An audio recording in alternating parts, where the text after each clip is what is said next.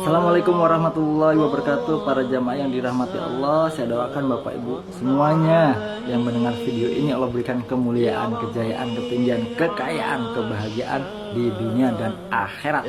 Tentunya semakin dekat kepada Allah dan dekat dengan impian dan mendapat ridha Allah dan ridha baginda Nabi Muhammad SAW. Cara bersolawat agar terkoneksi kepada baginda Nabi Muhammad SAW. Solawatnya apa? Solawatnya mah bebas. Yang penting kita senang, kita nyaman begitu. Jenis solawat banyak, tapi cara bersolawat itulah yang paling penting. Kenapa saya memilih solawat Jibril untuk jamaah-jamaah saya? Karena saya tahu jamaah saya itu banyak yang sudah dewasa, sudah lanjut, dan bahkan banyak yang mu'alaf, lidahnya kadang kurang fasih begitu Bapak Ibu. Lalu saya ajarkanlah sholawat Jibril, saya ijazahkan sholawat Jibril kepada jamaah. Itu pun kadang-kadang suruh bacanya masih kesulitan begitu. Saya nggak mau cari yang susah-susah, nggak mau cari yang panjang-panjang, tetapi yang mudah, yang pendek, yang hasilnya dahsyat begitu. Karena apa? Karena Rasulullah Shallallahu Alaihi Wasallam bersabda kan begitu. Ketika kita bersolawat, maka Rasulullah akan membalas salawat kita. Ketika kita mengucapkan salam, maka Rasulullah pun akan membalas salam kita. Contohnya begini Bapak Ibu, ketika saya mengajarkan sholawat, saya pribadi, saya hadirkan iksan, cinta, mahabbah, rindu kepada baginda Nabi Muhammad Sallallahu Alaihi Wasallam. Hadirkan iksan supaya terkoneksi. Contohnya begini, ketika kita mengetahui ilmunya, contoh begini ya Bapak Ibu, kan yang mengajarkan mengucapkan salam itu sunnah, menjawab salam itu wajib kan Rasulullah, kan gitu ya. Lalu ketika kita mengucapkan salam, pasti Rasulullah menjawab salam kita. Betul apa betul?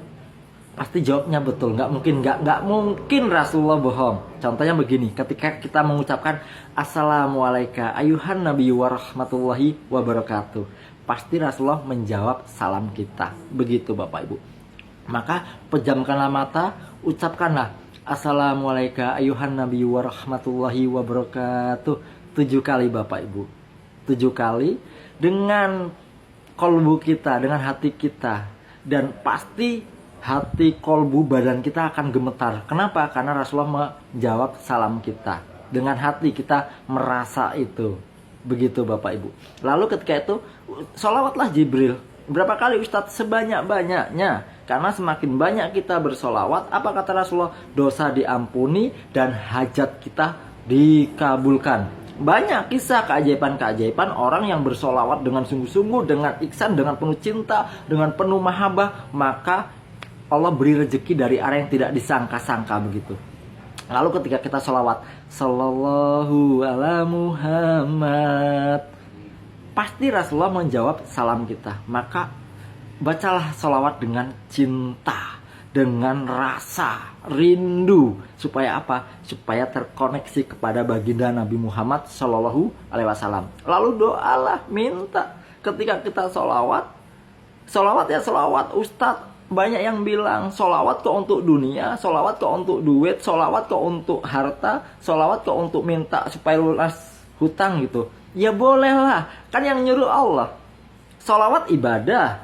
Sholawat ibadah, yang nyuruh siapa? Allah dan Rasulullah. Sholawat itu ibadah. Bahkan Allah berfirman, Innallaha wa malaikatahu yusholluna 'alan nabi ya ayyuhalladzina amanu shollu alaihi wasallimu taslima. Tuh kata Allah. Allah dan para malaikat sholawat. Maka kita yang merasa punya iman diperintahkan sholawat. Sholawat itu ibadah. Lalu doa ibadah bukan? Doa itu ya ibadah Bapak Ibu. Bahkan Allah mengancam di surat 40 ayat 60 tuh. Surat Ghafir. Berdoalah kepadaku, niscaya akan aku perkenankan. Dan tinggalkanlah orang-orang yang menyombongkan diri gak mau berdoa begitu. Ketika kita sholawat, contohnya Sallallahu ala Muhammad, Sallallahu ala Muhammad, Sallallahu ala Muhammad, Sallallahu alaihi wasallam, sebanyak-banyaknya, sehari semalam minimal 7.000. Luar biasa Bapak Ibu. Banyak jamaah saya yang sudah gabung di grup Ilmu Magnet Rezeki, dan saya masukkan ke grup pecinta sholawat. Itu udah puluhan ribu sholawat Jibrilnya. Keajaiban-keajaiban banyak terjadi. Lalu apa? Setelah sholawat ya doa.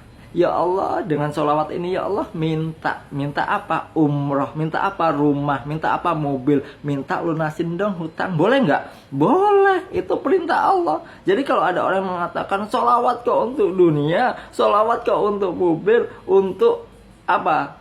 Lunas utang, ya itu perintah Allah, perintah Allah. Tahajud kok untuk dunia, ya nggak boleh. Sedekah kok untuk dunia, ya nggak boleh. Sayang, sholawat tuh minta syafaat gitu kan.